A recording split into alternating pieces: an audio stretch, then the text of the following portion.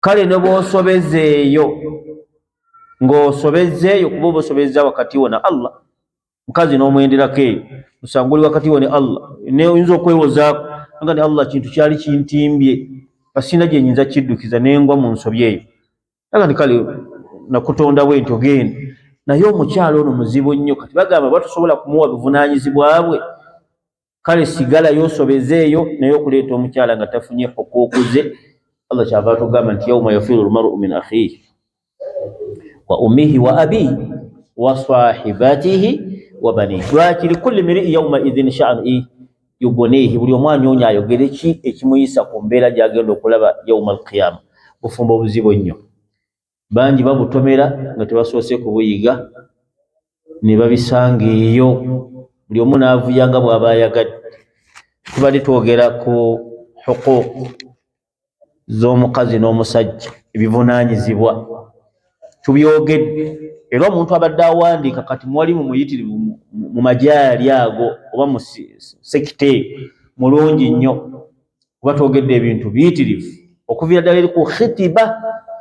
Boogereza batya, bawoowa batya, embaga walimatul islamiya, embaga ensiraamu twagiraba wano yonna ne tugifuulafuula tuti tuli wala. Twamaze huquuqu bayina zawjayini, eri abafumba ababiri. Gwe ng'omusajja biki byogenda okuyimirirako owoze mu bbaliro, naawe omukyala biki byogenda okuyimirirako obanje mu bbaliro. Ebyo twabitunuulidde, omusajja 15, omukyala 16. Ebyo twabinnyonnyodde n'obujulizi kimu ku kimu. Kati gw'osigadde ku kulongoosa oba kulemerayo, olinde okuwoza yawma alqiyama. Ntegereka? Muntegeera Yohannas? Muntegeera? Saagala nnamu yakumala budde tugende. Muntegeera nga kyenjogera bitegereka? Muntegeera Yohannas? Eno mputtu oba butamanya kitegeera butegeera? Mubitegeera? Lidhalik olwaliro tugenda package mpya yeruwa. Twamaze ebivunaanyizibwa by'omukyala eri bbaawe n'omusajja eri mukyala we 16, 15. Awo genda olabe buli wooseerera olongoose. Olwaliro tugenda kutunuulira bakiyita taaddudu azzawjaat, gwe mutwe gwaffe, package yaffe gye tuleese. Olabe ebibanjibwamu nga gwe omuntu. Taaddudu azzawjaat kitegeeza ki? Bagita polygamy. Polygamy kyeki? Waliwo akimanyi polygamy? Okuba n'abakyala abasukka mu omu. Oteekeddwa kweyisa otya? Shuruutu ki z'oteekeddwa okutuukiriza oyongere ku mukyala wo? Byonna bigenda kubuuzibwa yawma alqiyama. Oba gwe wayongerako bwongezi kubanga olina amaanyi osobola okuyiwa obwana ng'obwente. Si y'ensonga Yohannas. Siraamu bugenda na ilimu. Lwaki twagala kutunuulira taaddudu azzawjaat, okuba n'abakyala abasukka mu omu. Awo wonna we tugenda okutambulira ddiina okkirizibwa obe naye. Biki by'oteekeddwa okuba nabyo? Leeta omukyala omulala. Allah teyakola kino abathan, yali abuliddwa obudde n'abyogera bwogezi n'abiteekaawo, wabula agenda bitunuulira nnyo lunaku lw'oliddizibwa ewuwe subhanahu wa ta'ala. Lidhalika okumanya kukulu nnyo, okusooka okumanya al-ilmu qabla al-qawl wal-amal. Sooka omanye nga tonnayogera, ate sooka omanye nga tonnakola. Kati owasizaaki nga tonnaba kumanya by'oteekeddwa kukola? Abatambula nange gye twava ebyokuyiga bibadde bingi, naddala babadde bawandiika ab'emitwe simanyi bwe mwalina omutwe ogugwe oba bikyalimu oba byagenda, wallahu alam, naye ate awandiise aba mukugu nnyo. Taaddudu zawjaat, abakyala bano okuba n'abakyala abasukka mu omu. Amrun mujiz, amru mujiz au jaiz, ensonga y'okusussa ku bakyala abasukka mu omu, ensonga ala ibahatin walaysa ala alwujub, bakukkiriza naye ate si tteeka.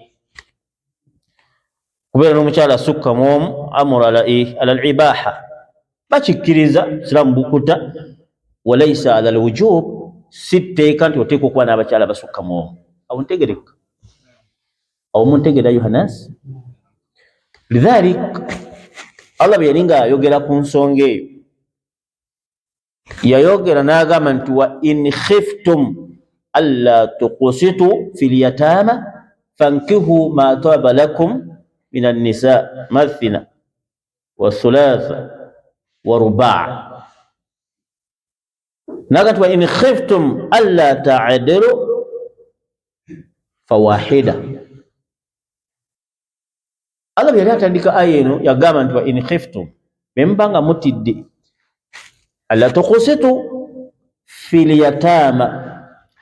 Waliwo abantu abalina bamulekwa awaka waabwe, bamulekwa bayinza okubeera awaka nga bangi abawala, bwe kabeera nabo nnyini maka oli waddembe ng'abaana abo bakuze okubawoowa, wadde nga badde bakuyita taata, bakuyita kkojja, linnya lye badde bakuyita, eyo si y'ensonga. Abo baana si babo. Kifaananyi Tusalamu bwagana atabanni, omwana ataliwo okuyita taata ani naawe n'omuyita mutabani, la era tujja kutuukayo mu maaso eyo twogere awo okkawukkaawo. Siramu boogerawo kyokuyita omwana atali mwanawo ti mutabani oba y'okuyita taata. Abaana bano abali awo abawala abajja nga bakitaawe baafa, n'obeera musajja rahimu n'obasaasira ne babeera ewo ne bakula, Obusiraamu bukkiriza obbawasa. Tono bawase, tewali mutawaana. Londamu gw'osiimye akuliddewo, singa omutwala ebweru woowo omwana oyo tolina mutawaana alyatiima. Walakin Allah subhanahu wa ta'ala hadhalana, n'atwewaza n'atugamba nti wa in khiftum alla tuqsitu fil yatama. Abaana bano bogenda okuwasa naye bubanga laba nti weesobola okubeera nti ojja kuba mwenkanyankanya wakati w'abaana bano, okumuwa amahale agamujaamu, okumulabirira, fankihu ma taba lakum min an-nisa.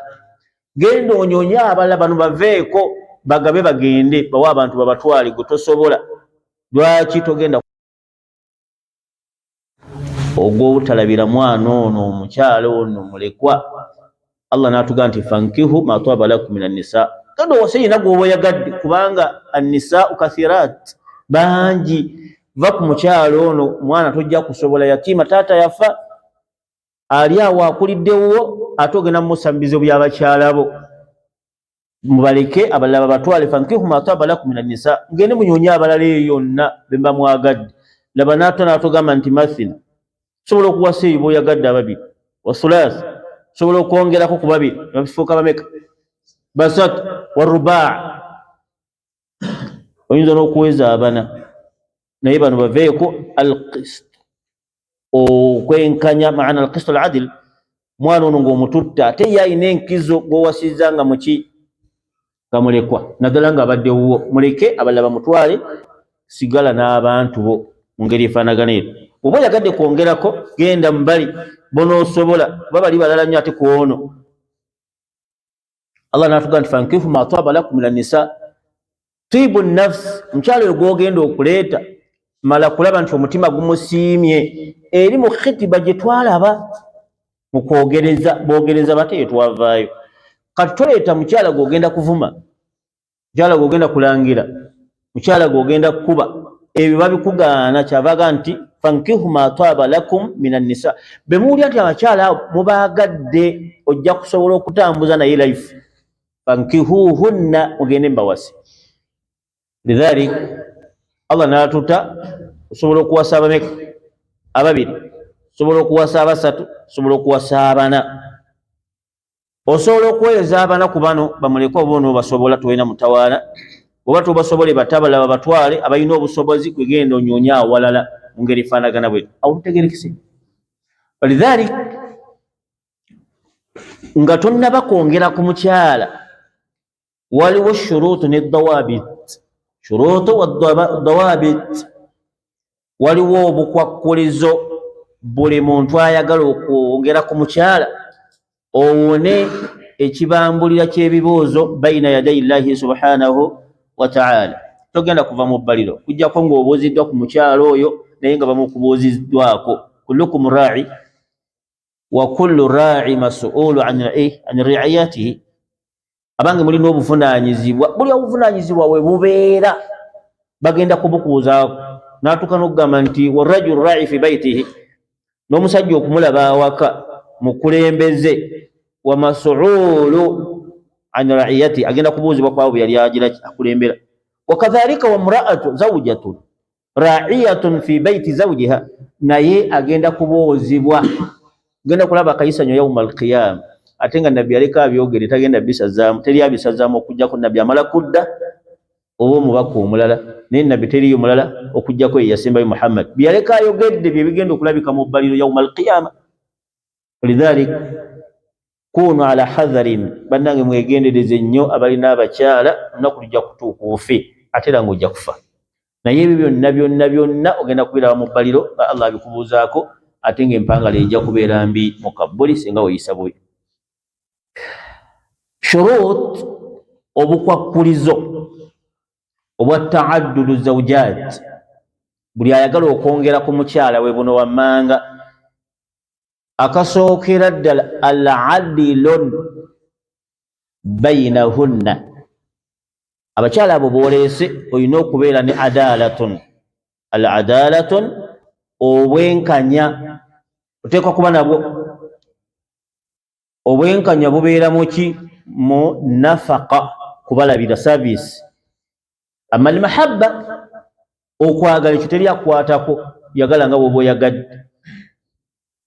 Era tekiyinza kusobokera ddala nti bonna obaagala kimu n'oyagala ono wakati waliwo gw'owasa ng'ebimu tuwabiraba naye n'oguma bugumi, gwe n'omutuuse eka ng'ayina endali naye nga toyagala ndali. Bw'olaba nga aloola, kombi yali atunula butunuzi, yalooleza nti aloolera lwa bugole, gwe n'omutuusa awaka nga ndali n'ogumiikiriza nga naakola ki? Leka kuzimuvuma, leka kumulangira. Ayuha nnaasi, sharutu esooka al-adala, obwenkanya baina zawjaatin, wakati w'abakyala boolina. Allah n'akirabula n'agamba nti fa in khiftum alla ta'dilu fawahida, bw'oba olaba nti ojja kusobola kwenkanyankanya abakyala bano babiri mu saavisi, fawahida ay wajibu alayka an taqtasila ala wahida, sigala n'omu. Yajibu alayka an taqtasila ala alwahida, dayo kwomu, kubanga tojja kusobola kugula matooka abiri eno n'eri, yennyanja tojja bisobola, engoye tojja zisobola. Fawahida, Allah n'akuwa amagezi, sigala kuki? Sigala kwomu. Lwaki temuli basanyufu? Simanyi oba kyekiriwo, kuzibuliridde ayuha nnansi.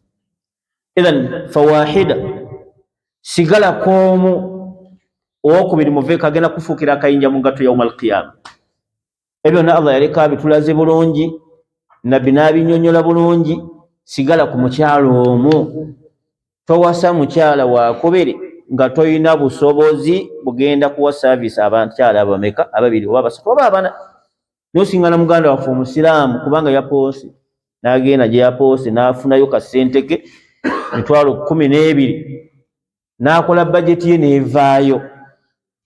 Alina okufunako akayumba ka mitwalo 3 eri awasemba gy'aba yagadde, oba n'amatwala mu kyalo mitwalo 3. Mitwalo yafunye 12, wasigadde emeka? 9. N'awoowa oyo n'amuteeka eyo. Kyokka abali wano babadde bubi, ekifo ky'okugula ebintu saavisi wano enywere, n'awoowa mulala n'ateeka eyo. Kanti Allah yatugamba nti fankihu ma taaba lakum min an-nisaa mathina wa thulatha wa ruba'. Naye erabira nti fa in khiftum alla ta'dilu fawahida, bw'obanga tojja kusobola abakyala bano kubawa saavisi emala, sigala n'omukyalo oli omu. Allah amagezi yagatuwa subhanahu wa ta'ala. Idhan sharutu esookera ddala ng'oyagala kufuna mukyala wakubiri eriki ayuha nnaasi?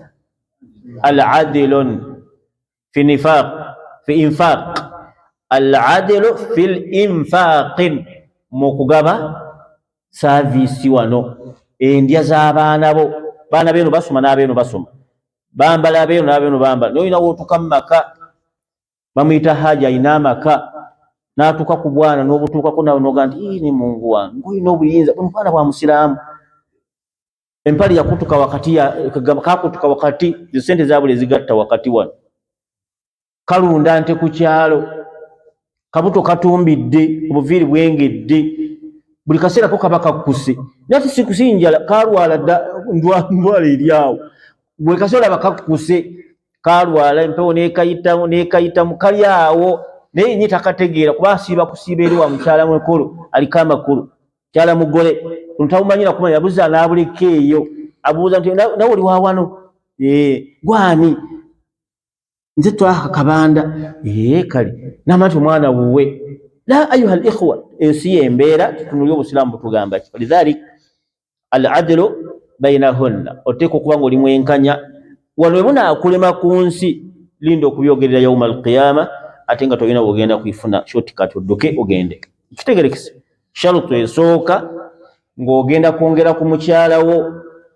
owokusatu owokubiri eriki ayuhanas aladilun bw'obanga otidde Allah yakugamba atya fawahida ay taqtasulu ala wahida sigala kwoli omu ebyo byonna Allah abimanyi amru thani sharutu yoko tuli ku taaddudu azawjat oyagala bakyala basukka momu eyokubiri ayya amana ala nafsihi iftitanun bihinna والتضييق حقوق الله بسببهن kitegeeza ki aya amanu oteeka kubeera nga weekakasa bulungi ala nafsi ye yennyini yeekakasa kuki iftitaanun tojja ggwa mu bikemo bihinna nga bano be bafuusa obuzibu wa tudiiqun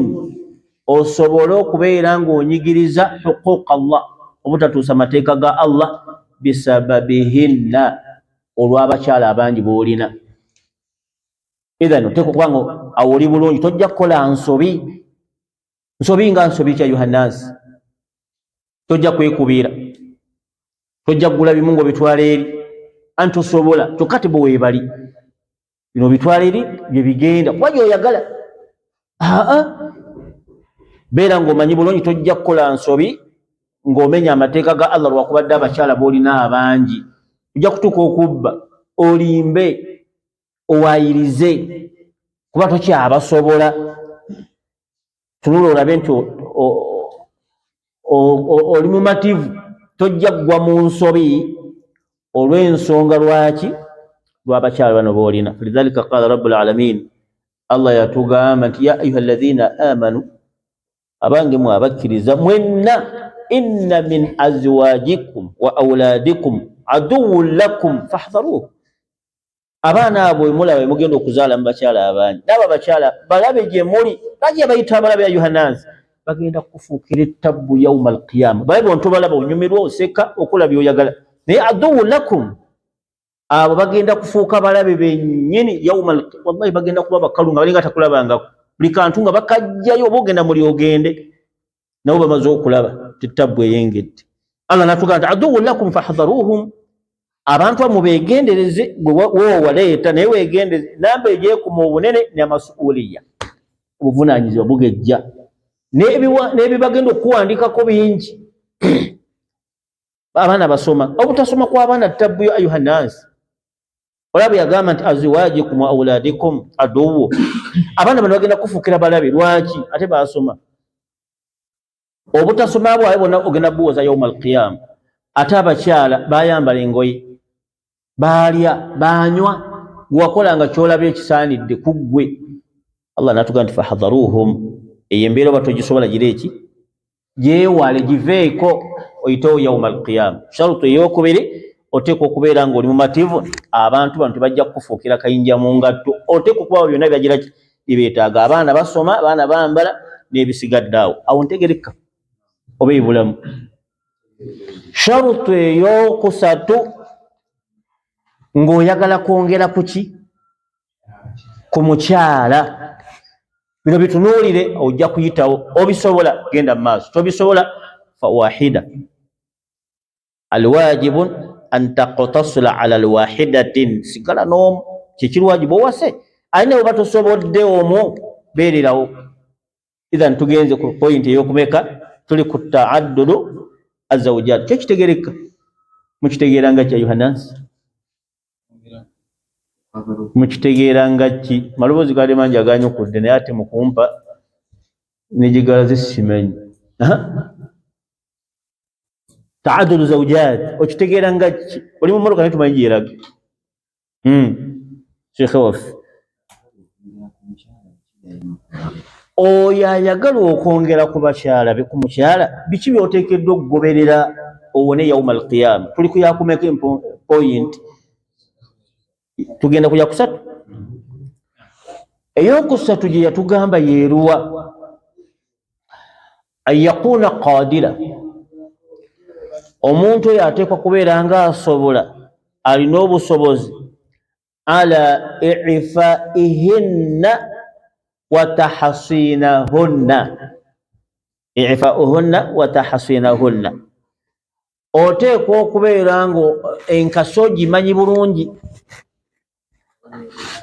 abeera ngonzeemu Sheikh Abbas awo ntegerekese sikuleeta buleesi naye ng'enkasi yo emisumaali egimu gyasumulukuka yeetaaga kufuna generator bakusibeko ofune amasannyalaze bannange awo ntegereka seeka muntegedde seeka enkasi ogitegedde eri etya ku saidiyo falidhalik oteekwa kubeera i'fa'uhunna an yakuna qadiran ala i'fa'ihinna wa tahsinahunna oteekwa okubeera ng'enkasi ogikwata bulungi si yakunsindika mwali mukunkwatamu awo njakera oteekwa okuba ng'enkasi yo ogitwala bulungi falidhalika qala nabiyu sallallahu alaihi wasallama mbaka yatugamba ya ma'ashara shababu man istata'a minkum alba'ata asobola okukwata obulungi enkasi liyatazawwaj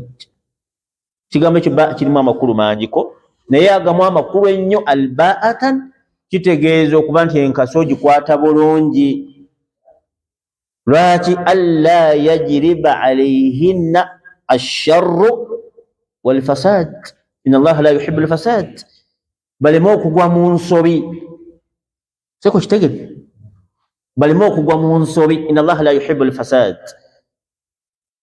Allah tayagala bwononefu naye bajja kugwa mu nsobi naye nga gwe ofuuse ensobi lidhalika qala nabiyu sallallahu alaihi wasallam man istata'a minkum alba'ata asobola obulungi okukwata enkasi faliyatazawwaj genda mu maaso n'obugi n'obufumbo obwo tewali mutawaana yongerako katono asooka akubandoolo makulu ali mu maziga ganajjira kiwano laba ate bw'oliita owookubiri oyo aye agenda kukaaba ki ono akaaba maziga oli anagenda kukaaba ki si musaayi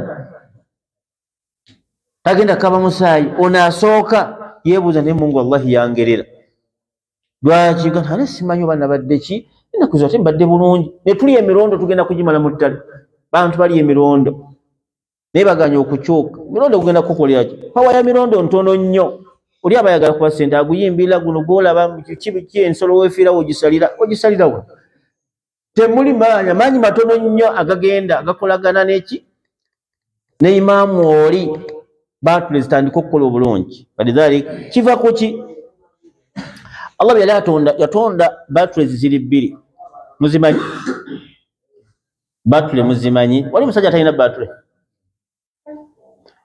kati batule ezo zirina amaanyi pawa yaago eri 75% so nga ate baga gakozesa bbugumu ge masanyalaze gaayo batule zimeka so nga ate omuntu omulamu ateeka kuba na hiti yenkana 37 whatever tembitegedde ebyo naye ono Allah yamuwa amaanyi mapolo alina 75 naye bakuteeka ku thermometer toyinza kugalaba ekulaga bulazi nti omuntu omulamu alina 37 degrees kitegerekese naye ate ono gwolaba amaanyi galina gasinga g'omubiri gwonna gonna bitebeza 35 omubiri gwonna gwe batugamba nti omuntu oyo mulamu alhamdulillah naye ate ye alina 75 lwaki ye yayawukana ne bagapima tebayinza kugalaba omulimu gwakola munene kati waliwo abasalika oyo wa 75 gendo yetebameka bana basatu naye waliwo alina 15 waliwo alina 6 kati 6 agenda kukola kyatayagala bana naye sokulabemu ayuhannazi ku 10 alina 6 atayagala bana olaba nti abantu bano ogenda balwaza yajribu alayhinna asharru buzibu bugenda bagwira bwe banabagwiridde bagenda kusaasanya fasad fil ardi wallahu la yuhibbu al fasad. Allah tayagala buki tayagala bwononefu mu nsi. Kati goofuuse ensonga weewanika ku ngoma ennene ate nga togisobola. Amma sharut eyokuna awo Allah ina kyeyayogerako awo Allah yatugamba waliyasta'fifi alladhina la yajiduna nikahan hatta yughniyahum Allah min fadli. Uli ebigambo ebyo weewo. Idhan kitwagala kiki man lahu qudra attaqatun alina obusobozi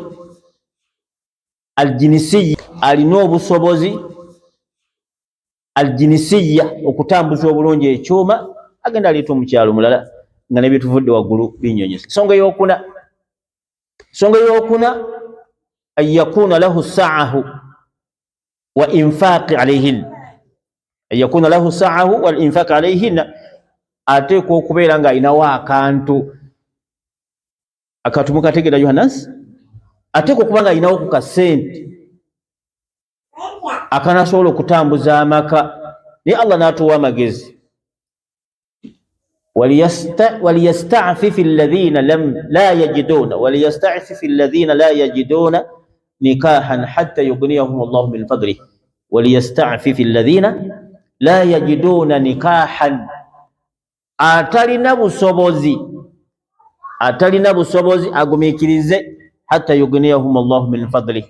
Tusalla lwanaba ayimbudde mu byobugagga bwe n'akuwa ove awo obeeko kyokola ng'oyongeza ku bakyala abana. Lidhalik oba abasatu oba babiri oba omu, ezo zonna ensonga bw'oba ozitunuulidde ng'oli bulungi, ayuhal ikhwa genda oleete omukyala Allah waba akutadde. Naye bekakutanda noba ng'olinako zotosobola n'ogenda ozibwa buzze mu maaso g'owekitiibwa Allahu subhanahu wa ta'ala.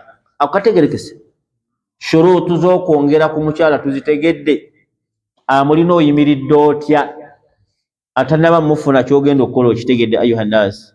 Mashru'iyatin ta'addudu az-zawjat ma hikmatun, kiki ekigendererwa omuntu okuba n'omukyala asukka kw'omu? Tulabye obukwakkulizo si bwangu bwakuyitako ayuhannas, si bwangu. Abasinga obungi balwanyisa sharutu emu nekula wonna. Mugimanyi sharutu emu? Mugimanyi gibasinga okukozesa esinga okutusula mu nsobi yeruwa? Sharutu kyeyo esinga otusula mu nsobi endala ntuzerabira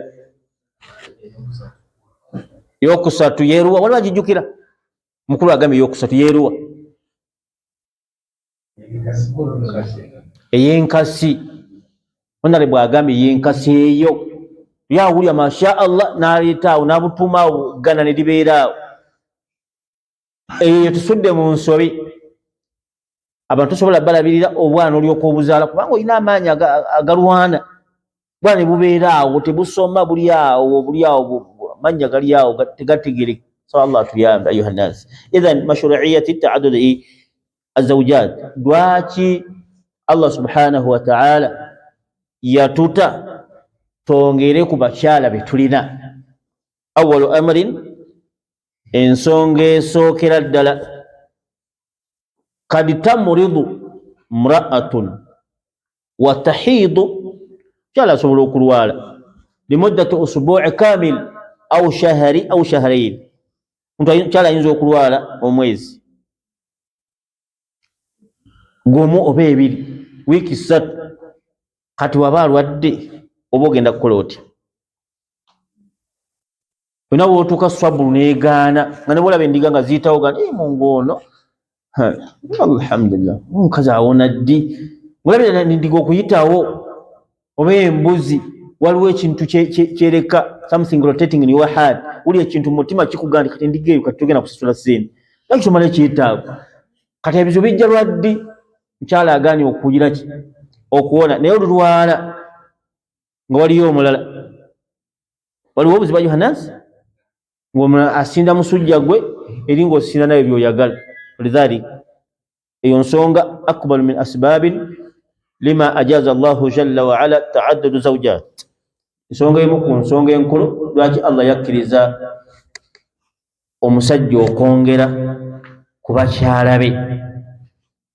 Ensonga ey'okubiri anna Allah subhanahu wa ta'ala ajriya 'ada أن الله سبحانه وتعالى أجري العادة أن رجالا أقل عدد من النساء الله يشجر abasajja tuli batono nnyo muwendo gw'abakyala singa Allah yagamba nti buli omuntu awasa omukyalo omu abalala bani alibawasizza ensonga etegereka ennamba y'abakyala nnene ate nga abasajja tuli batono kati tufunzaako tunuli abali wano singa buli omu ali wano ayina babiri babiri bakyala bana bakyala babameka bali namba y'abantu eri wano ogikubiseemu bana abakyala babayitawo ennamba eba ekendeera lidhalika qala ibn Abbas radiyallahu anhu Ibn Abbas yagamba li Sa'id ibn Jubair omu ku bayizi be Sa'id ibn Jubair yamugamba nti tazawwaj genda oyongereko fa inna khayla hadhihi al-umma iktharuha an-nisa kibiina kino kyolaba ekya umma kiina abakyala bayitirifu kibiina kyaffe abakyala bangi genda oyongereko bakyala bayitirivu tukendeeze ku nnamba idhan sababu raisin ennamba yaffe y'abasajja ntono ate abakyala bangi ate nga abasajja beetaaga bakyala kati bwe tugenda tuwasaaku bana at least tubaako kye tukoze mu kuteekateeka kwa Allah subhanahu wa ta'ala. Ensonga ey'okusatu lwaki omuntu sajja yaliyongeddeko lianna nisa abakyala bonna be mulaba khalaqahunna Allah yabatonda musta'iddatin liziwaj yabatonda kufumberwa abakyala bonna batonda bonna bolaba mu nsi balina okufumberwa kati wanga bonna bafumbiddwa muntu omwomu ate nga bangi baba bayitawo idhan Allah n'alaba nti kirungi omuntu yali badde kale atwala ennamba y'abantu bana abasobodde okuva ku 2 2 3 4 tusobole okukendeeza ku bannyinaffe abo mu ngeri efaanagana bwe. Nsonga y'okuna inna ba'da rijalin mulimu abasajja khilqahum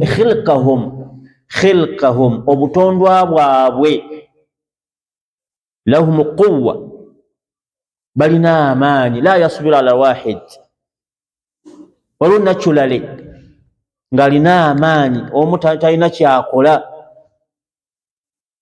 kagamba yagamba kale ate naakola ki n'agendera awo kyokka ng'ate n'ono bw'amuteekako amaanyi gonna ono aba ateekateeka kunoba. Olaba Allah bwali omulungi bw'ojja amaanyi gonna ag'omu butono ogateeka ku ono omu. Waliwo abasajja waliwo ka vidiyo ke nalaba omukyala akaaba yali muki ndoza ali musoga naye ng'ekimukaabya kiki muye omusajja owuwe talina kyamanyi oba mwakalabako yali musajja musoga ekiro ku makya mu ttuntu akawungezi ye tamanyi na bulwadde tamanyi nti omuntu alwala tamanyi nti omuntu awummula omukazi ng'akaaba mazigi omusajja abula okunzita obussi kale tajja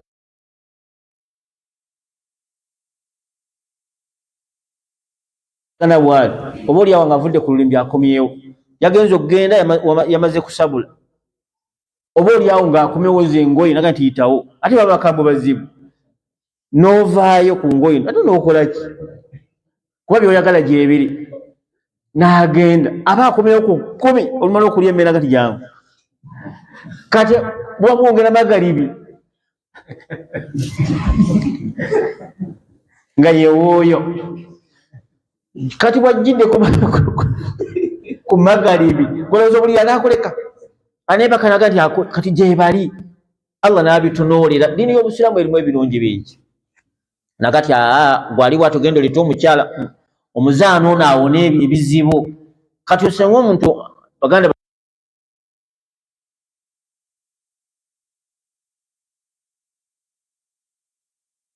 ogwa ku musajja ng'oyo tewaliwo chansi yonna kubanga yo ku ensomesa yaabwe okukwata omukyalo ow'okubiri ne wabanga paapa ye yakuwooye oba ye yakugasse oba oli mu bwenzi ne wabanga ye yakugasse oba ye yakuwooye paapa yennyini naye omukyala wakubiri buba bwenzi ekirivaasi kuffe. Kati olina olaba ng'agumye n'omukyala oyo mukyala bataanobe waba wakyaliwo omukwano awo tiwaba tewali kati wafuuka kisolo kiri awo abo nabo gye bali. Allah yatunulira embeera ezo waraa Allahu subhanahu wa ta'ala ahwala ibadihi. Allah yatunulira embeera z'abaddu be bayinza okukosa bannaabwe. Nsonga ey'okutaano lwaki omusajja yalibadde n'omukyala omulala lw'ensonga nti ba'du nisa abamu abakyala abamu farisuhunna bakambwe bazibu. Mulimu abakyala nga bakambwe ate mulimu abasajja abagonvu. N'ogwa ku mukyala nga mukambwe nga buli kyonna ayagala obeera awo.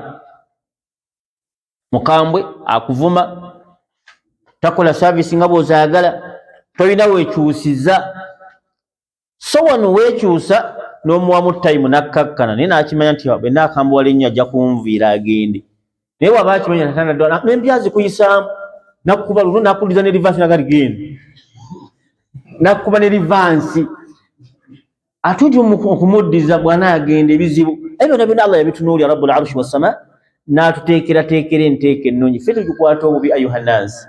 Lidhalik ezimu ku nsonga zeezo lwaki omuntu yalibadde n'abakyala basukka k'omu. Fawaid emigaso egirimu batulaga nti emigaso egirimu iza tazawwaja rajulu imra'atan bikran ala thayyibin singa omusajja awasa omukyala ng'omwana abadde muto bikran naye ng'ate ali mu nnyumba mukyala yamuwasa teyali bikiran ennaku 7 ng'ali wa mugole awawo ntegerekese tegeresa Yohannas mulimu emigaso mingi. Omukyala gw'owasizza bikiran mwana muto naye liri wagenda oddiwasa lyali kkulu makulu teyali bikiran kati owokubiri gw'olese nga bikira ennaku 7 nga togendayo era nga tosala biyungu toba biyungu obeera eri buli lunaku ogenda eri ennaku 7 beziggwako n'osala ebiyungu tubitegeera Yohannas ennaku noga nti kakati bankole ntya naku zizo noga nti mbawadde 3 ate zirina okwenkana naye nga okyali mu mbeera ey'obugole eno toyinaayo buzibu twala byakulya ennaku 7. Amma idha kanat imra'atun omukyala gw'oba owasizza nga sayibu ala bikra oli gwasooka okuwasa gozzaako ye yali bikira ng'omuleeta kikono gw'olese tali bikira omala ennaku meka? Ennaku 3 ng'oli wa mugole beziggwako n'okolaki nodda eno n'ogaba n'ebiyungu noddamu n'obigaba ebiyungu buto oba ntegereka Yohannas. Kullu dhalik fawaidun mu ngeri ezifaanagana bezo. Wakadhalika yajuz an tufaddala alwalima walmahr aw alwalima omukyalo ono gw'oleese owokubiri kusinziira nga ebirungi by'omulabyeko oli waddembe omukolera embaga okusinga oli eyasooka oba ontegereka okkirizibwa okukola embaga neba y'amaanyi nnyo ey'omugole okusinga oli gwe wagira okusinzira mu birungi by'omulabyeko. Wakadhalika n'amahare, osobola okumuwa amahare gano nga gamaanyi nnyo okusinga oli. Lidhalika sabala dhalik anna nabiyya sallallahu alaihi wasallam, omubaka bwe yawasa omukyala bamuyita Ummu Habiba, bwe yawasa Ummu Habiba yali abagabira dirhamu bina rubumia dirhama, yabawanga bawakyala bwe yawasa yabawanga mahare bina. Wawasa Ummu Habiba namuwa 10 meka. Difference ojabe bwe yawo ntono ba nene yaba nyabiti yasukka ngaga mahare ahage yabawange bina. Naye oli Ummu Habiba yamusimba 10,000. Nitula abantu wanene mwawo oli waddembe mukyalo ono okumusinza kwoli amahare tuba na mutawaana. Wakadhalika n'embaga okukola eno nga y'amaanyi okusinga ku yooli. Falamma tazawaja an-nabiyyu sallallahu alaihi wasallam Zainab binti Jahash, abantu baali emmere seeka, bateekateeka bulungi nnyo emmere. Sahaba agamba nti ma ra'aytum, sirabangayo walima, embaga omubaka gye yateekateeka, wa akala an-nas wa shaba'a wa talak, ne balya ne bakkuta, abaleka ne baleka n'okusiba ne basiba, ka yawmi alladhi tazawaja an-nabiyyu Zainab binti Jahsh. Idhan oli waddembe mbaga eno okuba ensava okusinga ono gw'oleese, mbaga neba y'amaanyi okusinga kwoli gwe basanzeewo. Ebyo byonna biri mu ngeri y'okuba nti Allah yatwagaliza birungi. Kisembayo ayuhannas, almusawa at-taswiya, okwenkanyankanya fil mahabba. Ma hukmu at-taswiyatu, kulamula kutya okwenkanyankanya muki mu kwagala, nga bw'oyagala nakandi, nga bw'oyagala Joweria, nga bw'omwagala ino bw'oyagala noono. Ma hukmu dhalik, kiramulwa kitya? Al-hukmu dhalik, kigambibwa nti fala mani', tewaliwo kikugaana an tamiila ma yamiiru ilayhi qalb, okubeera nti omutima gwe gusinga okwagala, tolina mutawaana naye tulaga oli waddembe, kubanga kizibu mu bizibu okwagala bonna ne baba ku levo y'emu. Bwe Maseera bino ekitiibwa yagamba nti walan tastatiu an ta'dilu bayna an-nisaa'i wa in harastum, temusobola kwagala bakyala kyekimu, ne bwe mufaayo n'okola otya toyinza baagala kyekimu, tekisobokera ddala, ekyo teri mutawaana. Omuntu agenda okujja nga yalemala nga teyali mulema ku nsi, ye muntu eyatenkanyankanya mu saaviisi. Tebagamba mu mukwano oli waddembe, abantu baawukana, seeka oyinza okuba omukyalo oli muteeketeeke. Era nabbi bwe gutyo baamubuuza nti ani asinga okwagalwa mu bakyala bo? Yagamba Aisha radhiyallahu anha yalina enkizo. Abakyala mwe bali abalina enkizo, waliwo gwotuuka mu kisenge kye nga pampa eri awo yekwanye, n'ogisenza n'ekigere bwe teyingire mu kitanda oyitewo. Pampa y'omwana yajjudde n'agimusumulawo n'ogiteeka awo, kati mufo ky'ogirinnya mu naawe n'ogyongezayo n'ekigere mu kitanda, oyinayo gy'ali. Bw'akuyitako olowooza nti yeesiiga pafumu gwe yeekuba butungulu, akuyitako era n'akyumuka n'oga nti mukazi wange muleetala, akuleetera kyayi, aleeta butunda, oyo naye gy'ali, naye ate mukazi wo. Amabeere mu kaleega gaabuukamu dda, tegamanyi kiyitibwa kaleega, yeetala nago. N'otuula awo nga boosi okomyewo, bw'aleeta kyayi onywe, alhamdulillah ojja kumunya kuba mukyalawo. Naye ate n'osiŋŋaana oli yagula kapafyumu gyekali eyo, n'anaabako bulungi, ekisige n'akiteekako, nafuna ekisiriza kye n'akisiiga, kuba talina bigundi, n'akisiiga, mimwa n'agiteekako kkala, najja hearing n'ateeka ku matu ne galengejja, n'omusiŋŋaana ng'ayambadde obugoye, masha Allah. Seeka omutima gusinga kwagala yani, ode bakuloga obutayagala, aba osinga kwagala yani. kati nga mite mbitegeera ani gwosinga okwagala wala budda ntamira oba oyagala oba toyagala olina okwekubiira mu kwagala ekyo tebakulinaako buzibu wala ntastatiicu an taadilu baina nisa tosobola kubenkanyankanya fi lhub walau halastum ne be munyiikira mutya walakina fi umuri shatta mu nsonga endala ennyingi benkanyenkanye ate tolaga nti ono omwagala nnyo buli gy'ogenda muno gw'olaga nti omwagala wallahi nkwagala engo niyo engeri gye bakutendekamu okufumba naye mubutuufu oli ozibiriza senga tabaawo mmere yasiridde naye nomulaga nti naye mubutuufu ofumba mama gyali yako okufumba naye nawe haji olimba kuba naye alabe engeri yasalamu obutongolo naye nawe n'olemerako yawe waddayo ofumba naye ng'okulya okulungi kuli eri era obwana bwebaawo n'obuyira muje n'obusimba omumonde mmere gwewo kubanga nakyo gyokulya ekyo tomulaga wakadhalika n'oli tomulaga ti ate ye ali waggulu wabaki wabanne eyo system politics oyo bw'onoomutambuza ojja kubeera mulungi naye bw'onoolaga ojja kuleeta obuzibu bajja kutandika n'okweroga yohanansi abantu tebamanyi politics afuga ki afuga maka kyali tutumukubira ki bangu okunyiiga ate obusungu buggwawo mwangu muteeketeeke mu ngeri yo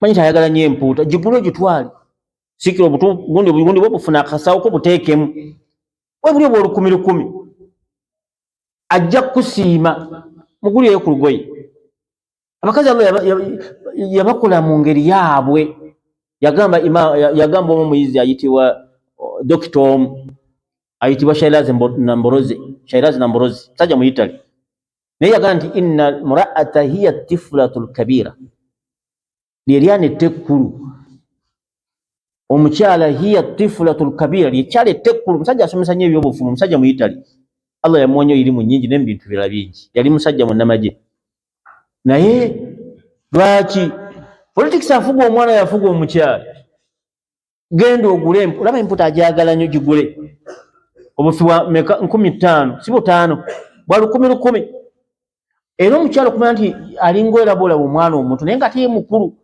tiflatun saghira kabira lyana tto ekkulu olaba ogenda omuguli olugoye lwa 15 n'olugwa n'oleeta nga tumaliza yohanansi n'omugulira olugoye lwa 15 naye nga talusiima olina kyewamukola omulundi omulala n'ogenda ogula ebinyeebwa ebisiiki n'ogulyako ne kaminati n'okatwala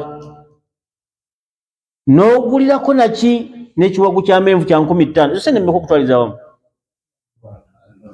nga mutwalo n'obitwala n'abuuka nagati bulijjo njagala bw'oti naye lwomuwa olugoye teyakulaga nti asiimye nagati bulijjo njagala bw'oti daddi naye banange daddi bulijjo bw'otuba ondowoozaako kale banange naye daddi bannange ate kyonkoze ompedde surprise naye byamutwalo ira emitwalo 15 kati gwe bw'otunamu kati emitwalo 15 yagana okuneebaza teyasiima yatunula nga agenda okufiira mu ndeku naye kakati bwasanyuse n'amazzi n'agateekayo oyo omukyala nomati kati bwati bwafaanagana mufo kyokkuba tula butuzi oyiiye tafaanagana atya ono mugulira akaleega takulabangako ng'okaguze kenda okagule akalungi ate ogula buno obumasamasa kuba omukyala ayagala nnyo ebintu ebimasamasa ne bwaba wa bbeeyi atya ate ebimasamasa akatunuleko bali kane haji bulijjo ndowoozaako bw'oti walidhalik omukyala teetaaga kukuba mu ngeri efaanagana bwetu ezo byonna bye tuba tutunuulira tuli ku taaddudu zawujaat oyagala kweyongera mukyala oteekwa okutunuulira embeera ezo tusaba Allah tugaze nabyo wa barakallahu fiikum wa jazakumullahu khaira walhamdulillahi rabbil alamin